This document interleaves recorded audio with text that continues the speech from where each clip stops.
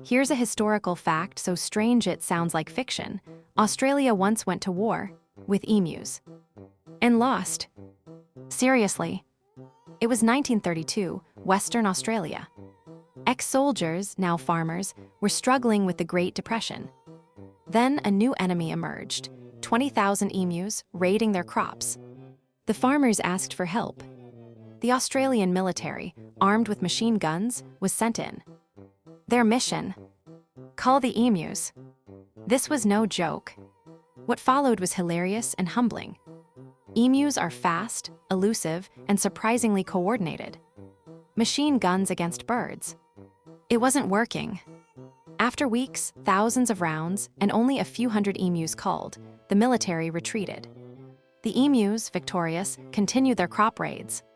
Humans 0, emus 1.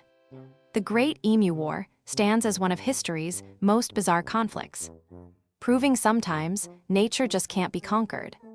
Hit that follow button for more history hit lists that'll blow your mind.